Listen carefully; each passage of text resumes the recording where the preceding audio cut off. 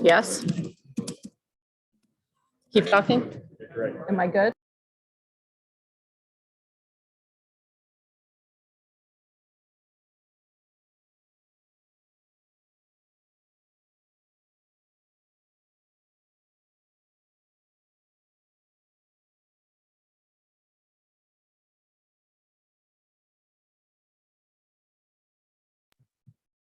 How about this, gentlemen?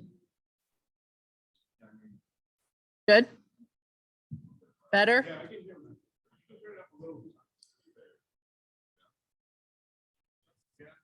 Sure, testing. Getting better? I'm coachable. A little bit more? Okay, a little bit more. How's that, gentlemen? Thank you.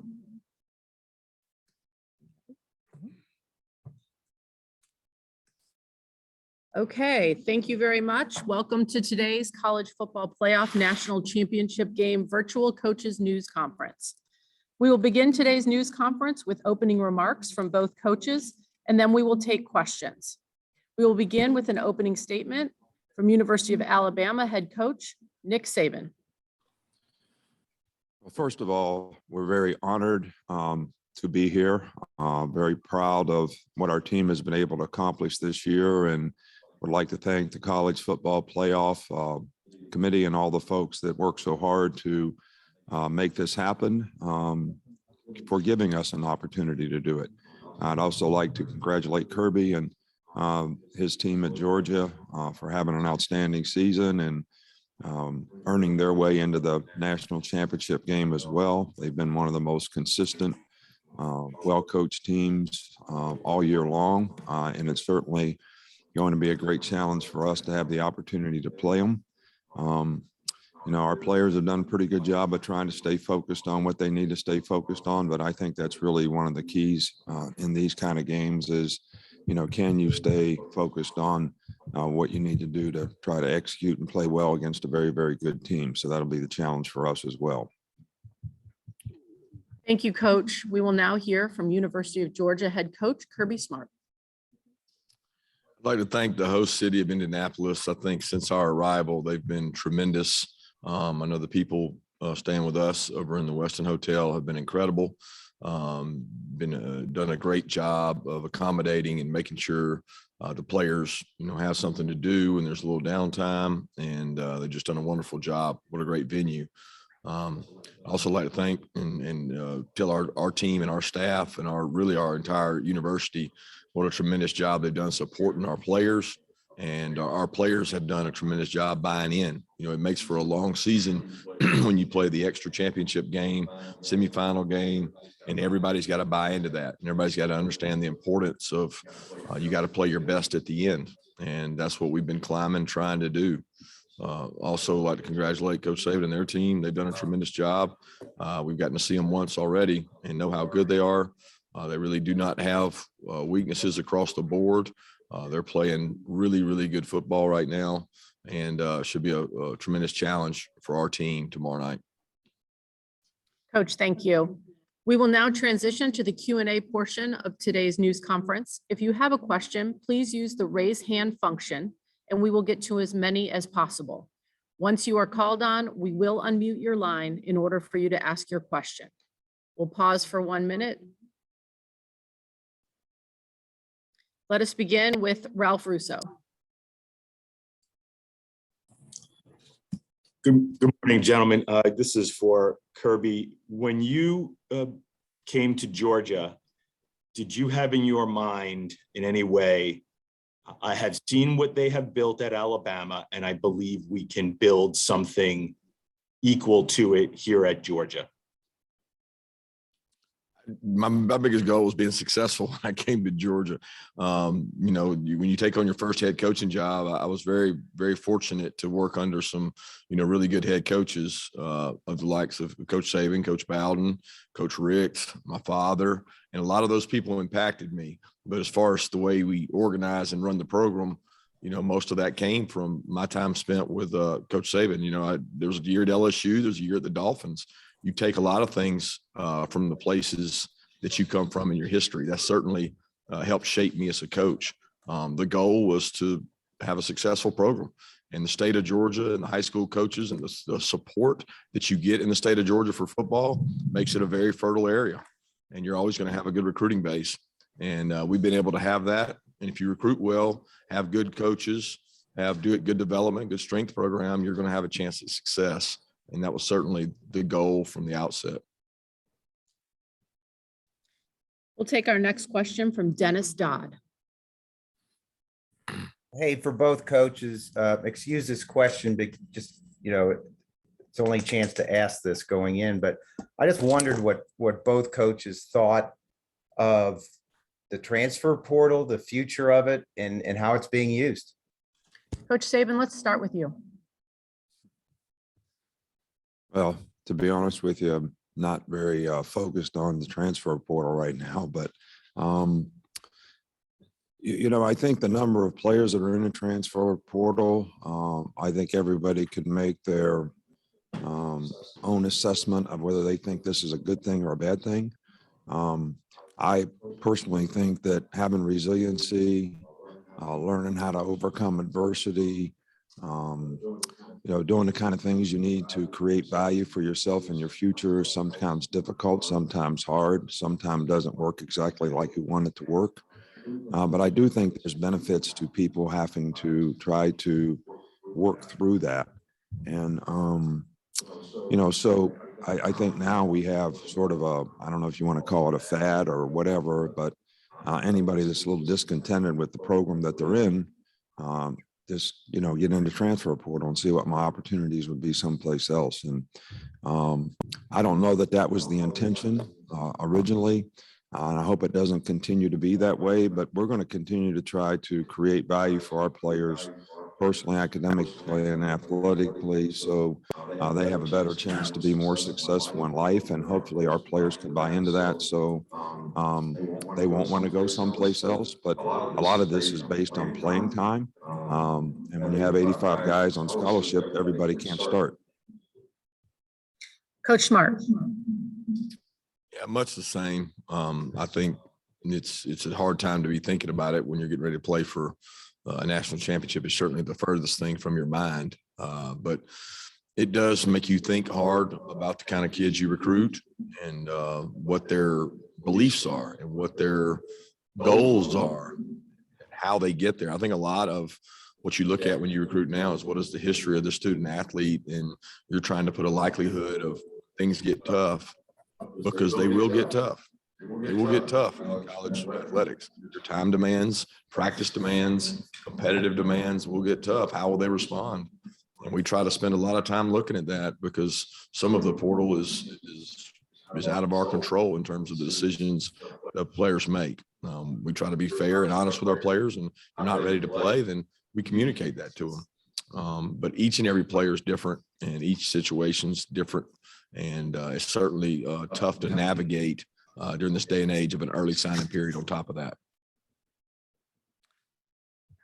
Take our next question from Bill Bender.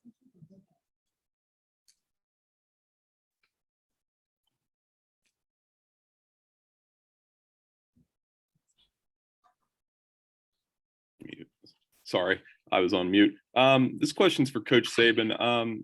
You mentioned the focus of your team, and Bryce talked about that yesterday. I know the rematch and underdog angles have been talked about a lot. So how has your team used or blocked those angles out ahead of another championship game? Oh, I don't, when you say those angles have been used a lot, used by whom? I think a lot of external people talk about things like that. I think internally, we talk a lot about what do you have to do technically in the game to be able to have success in terms of your ability to execute probably against the best player you played against all year. So that's how you got to prepare, and that's how you got to focus. And that's what you need to be concerned about, because I think once the game starts, 5 minutes into the game, I don't know that anybody's thinking about all this stuff that you all talk about. So they're trying to win their box. They're trying to do what they can do to help their team, both sides of the ball. So we expect that, and that's what our players need to be focused on. We'll go next to Mark Weiser.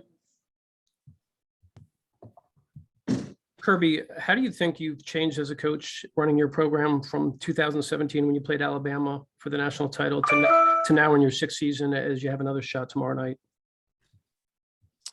I don't know. I don't know how much I've changed. It's hard to take a snapshot. I don't remember much about 2017 anymore. It's amazing how fast these years go by and time goes by.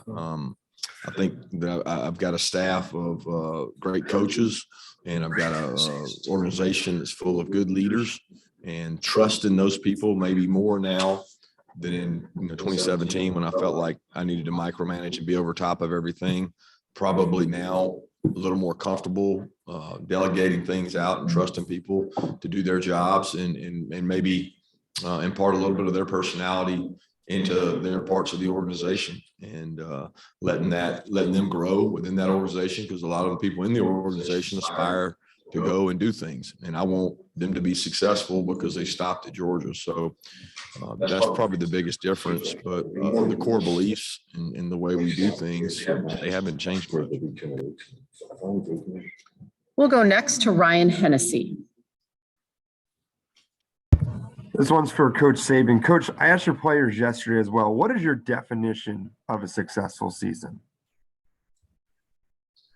I think my definition of a successful season would be that every player in the organization, every player on the team would actually maximize his full potential based on his competitive character, discipline, work ethic, ability to overcome adversity, resiliency, to persevere and do things that are going to create value for him in his future. I would say that if every player in the organization could get to that point, that would be a successful season. Now, I know that I've always philosophically thought that's what college football is all about, helping players be more successful.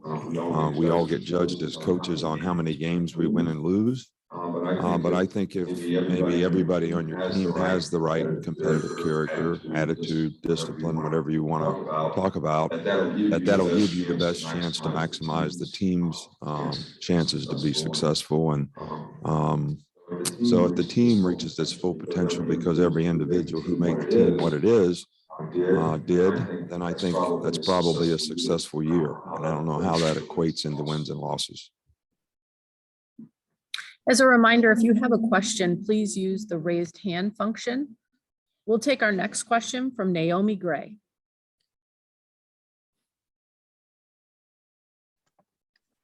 Good morning, coaches. This question is for both of you. Given the history between you guys, although you'll be on opposite sides of the field come Monday, how special is it to be sharing this moment again with one another? Well, I'll go first. It's a great honor to be across from Coach Saban and the tremendous job he's done, but it's probably nothing unusual for him to be in this game, because he's been in this game an awful lot. And I know he doesn't take that for granted, because I know the work and effort he puts into it to get his team here. I've been able to see that. I've been a part of that. I also know the work and effort we've put in to get to this point. It is no easy job to get to this point in the season, through the SEC gauntlet, through the championship game, through the semifinals. It's a tough, rigorous season. So to be in this position is certainly an honor. To be across from Coach, it's a tremendous honor for our team and our organization. But like we've always said, it's not about he and I. It's about the players and their opportunities to go out and be successful and make a lasting memory. Coach Saban. Well, from my standpoint, I think University of Georgia, Kirby's program is probably one of the elite programs, in the country. He's done an outstanding job there of making that program what it is. And obviously, the players and people that are in the organization have made that program what it is. And we certainly feel like, this is, the best team in the country that we have an opportunity to play.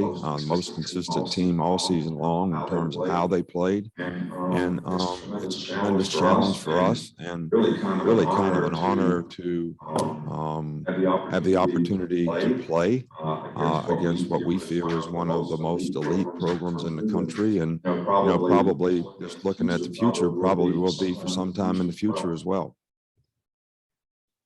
We'll take our next question from Anthony Dasher. Coach Mark, what's the biggest area of growth that maybe, we don't see that you feel your team has made the most improvement in? Yeah, I don't know. I've certainly been really proud of the way our team has responded, especially early in the season, to success. As a coach, you're always worried about that. And I was really worried about the consistency and performance, because that's usually what gets us, at least in the past. We've had a game that we didn't play real well. We played really well throughout the year, played consistent. We didn't have a lot of letdowns. And, we played the best team we played this year in the SEC championship. And it was a great matchup. They won most of those matchups. You look across the board. So we've been trying to improve in areas since that game so that we can be at our best when our best is needed. A lot of people talk about this and that about the SEC championship game, but at the end of the day, we played a really good football team and they won more matchups than we did. So we've harped, Anthony, on improving in a lot of areas. Certainly got to do a much better job in third down, red zone, and forcing turnovers. But throughout the season, I think we've gotten a lot better across the board. Probably the biggest area of jump would be offensively and the skill players. We had so many guys out throughout the season. It was good to have those guys back in the last month. We'll take our next question from Charlie Potter. Yeah, this one's for Coach Saban. Kind of a two-parter on the offensive line. Just how has Emil Ekiyor progressed this week, and how important will it be for that group as a whole to play well again against Georgia?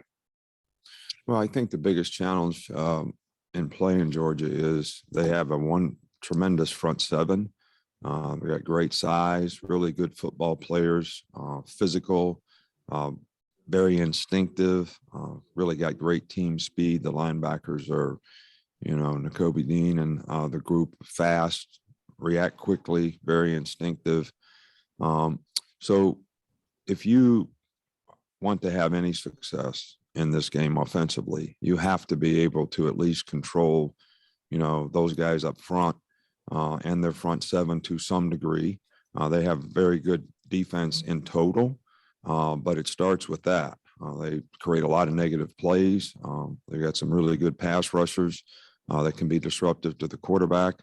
So I think it probably starts up front in a game like this, and it's going to be critical for us to be able to, play well up front in the offensive line to have any chance of being successful on offense. We'll go next to Alan Cole. Question for Kirby. Alabama obviously kind of threw the ball over you guys in the first game, and then in the playoff semifinal, turned on a dime and ran the ball for over 300 yards. How difficult is it, and what's kind of a challenge like in preparation, preparing for a team that could just kind of turn on a dime like that, and can do really anything on offense? Yeah, it's the ultimate challenge. When you look across the board at the efficiency with which Bryce Young has played with, and he's got good weapons around him. He's got a really good team around him, but make no mistake about it, he is elite at what he does. To have the number of touchdown passes to interception ratio, I don't know that I've ever seen really anything like it. And, we talk about him as Houdini because he can make people miss. He gets rid of the ball. People don't even account for the number of times this guy has avoided sacks and thrown the ball with no intention of anybody catching it, but he knows where to throw the ball to not take a sack. And when you do that, you're really elite. Now they've got really good skill players on the outside. They know how to use those skill players. They put them in different positions, change things up. You know, Brian Robinson seems like he's been there for 100 years, because when I was there before, I remember him being in high school, and he is a physical, runs with purpose, intent, you know, traditional Alabama back, really physical downhill runner. And they do a good job, especially against Cincinnati, of committing to the run. So, you know, it's a double-edged sword. You do too much of this, they can hurt you. They're certainly physical up front. They always have been. All Coach Saban's teams have been that way. But make no mistake about it, they can be really explosive on the outside. That's been the advantage they've had probably in the last 3 to 4 years, is the number of wideouts they've had that are just explosive, great playmakers. And it's changed mostly the game of football, not just Alabama, but you can actually win the line of scrimmage and you could possibly lose the game because of explosive plays. And that's what you got to be careful of. Our next question will come from Chip Towers. Yeah, Kirby, you know, I have to ask, obviously, it's been so long since Georgia's been able to cross this finish line. They've been in this race a bunch, but haven't been able to cross this finish line, 41 years. I just wondered, you know, you personally, obviously being a Georgia guy, how much of that do you feel, do you hear? I know it doesn't have anything to do with what you do preparing day to day, but do you kind of feel that from the donors and the people who just want it so bad for this program? No, I do not, Chip. What I feel is, how do we stop Bryce Young, and how do we control their front? How do we run the ball? How do we throw the ball with efficiency? How do we convert third downs? How do we stop them in the red area?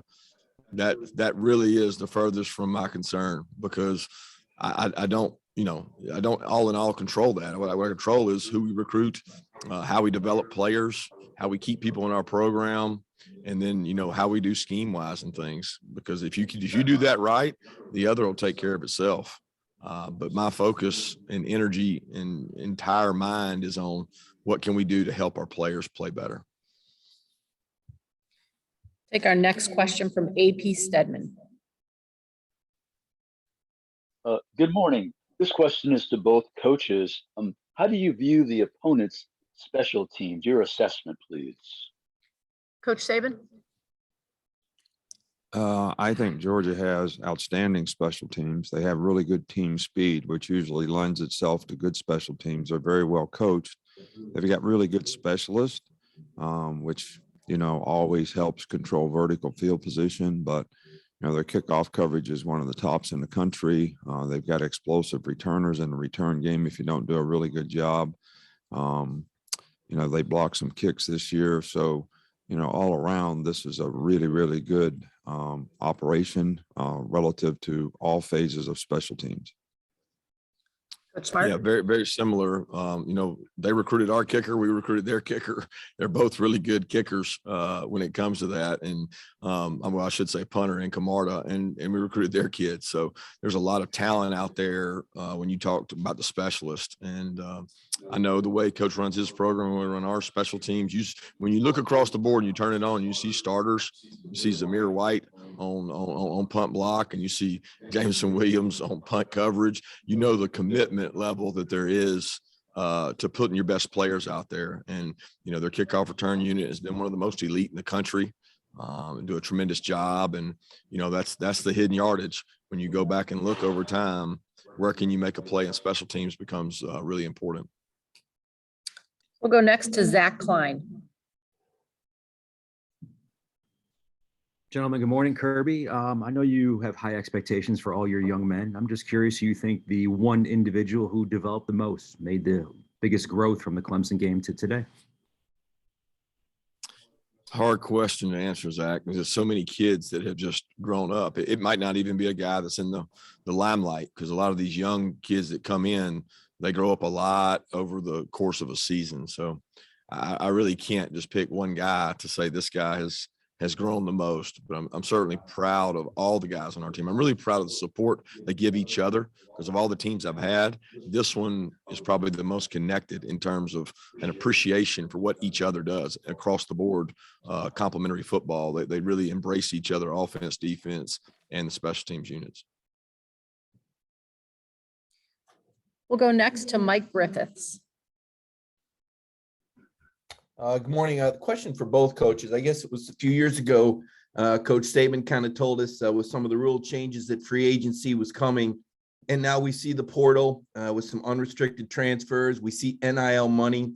How has that changed how you manage the football team? And is there still growth for both of these programs in that area as the ground shifts? Coach Saban. Well, name, image, and likeness is a positive thing for, players. They have an opportunity to earn money, which they've always had the opportunity to do. This gives them an opportunity to do it by using their name, image, and likeness, which I don't think is a bad thing. I think what is a little concerning is how is that used to get players to decide, where they go to school, because I don't think that was the intention. I don't think that would be the NCAA's intention. I think we probably need some kind of national legislation to sort of control that to some degree, because I think there'll be an imbalance relative to who can dominate college football if that's not regulated in some form or fashion. And, the more we get to, players making money and players actually having the opportunity to make money, which I'm not opposed to, maybe there's some circumstance where there has to be some kind of an agreement between both the school and the player as to what their commitment is to what they choose to do, because that is something, making commitments and fulfilling them, that is probably important to having a chance to be successful. Coach Smart. Yeah, a lot of similarities. It's tough to navigate in a time like right now. We're getting ready to play for a national championship, and a lot of the market, the free agency market out there that's going on is being done while we're trying to prepare for a national championship game. And there's so many things that go into this that maybe the media and the common people don't know. When does your school start? How does that affect things? It affects things in a dynamic manner. Are you quarter? Or are you semester? There's a lot of competitive advantages into getting into the portal, and then you move to NIL. And I agree with Coach that you're going to have the haves and have-nots, and the separation that's already there is going to grow larger. And the schools that have the capacity and have the ability and are more competitive in the NIL market are going to be schools that step ahead on top of other schools. So I don't want decisions to be based on that, but ultimately a lot of young men want to make their decision based on that. Next question from Ryan Hennessy. Coach, you talked about, and your players talked about this for Coach Saban. Sorry. Your players talk about this as a business trip. I want to know how your team has handled this trip and what the evaluation of this trip has been so far for Bryce and the team. Everything that I've seen from our team, they've done what we've asked them to do. This has been a very hospitable place here in Indianapolis to actually come and visit. I think this is a great sports town, having been here for the Combine for many years and knowing the hospitality, the friendliness of the people here. But, our players have done everything that we've asked them to do. You never know exactly what's going on in the back of their mind. Even though they show up for practice and do what they're supposed to do, they're paying attention in meetings. But they have a significant amount of time where they're doing other things. So how they can sort of refocus when you need to refocus is probably the most important thing. And that's something that I've seen our players do a pretty good job of. I think it takes maturity, especially on the young players' part, to be able to do that. But it's been good to this point. We'll take our next question from Rocco DiSangro. This one's for Coach Saban. Coach, you and your players talk a lot about trusting the process. From a highly touted recruit in high school to stepping on campus and being a backup quarterback to now getting the start on college football's biggest stage, how have you seen Bryce trust the process over this last year, especially? Well, Bryce is, does about as good a job as anybody we've ever had in our program in terms of how he prepares for a game, how he studies the other team, how he sort of knows the ins and outs of what we want to try to execute and what we want to try to do on offense. He's well liked by his teammates. He's a leader. And, you know, he's got sort of a emotional stability about him that he doesn't really get frustrated or, you know, upset in any kind of way, even when things don't go well. He's can sort of stay focused and keep doing what he thinks he needs to do to be able to have success, make adjustments, adapt to what he needs to do. You know, he's a very, very mature guy, way beyond his years in terms of how he views what he needs to do to be successful. And he's pretty committed to it and has a pretty single-minded purpose in trying to get it done. And I think it does impact and affect other players on the offensive side of the ball. We'd like to thank both coaches for their time today. That concludes today's coaches news conference. Hope everyone has a wonderful day.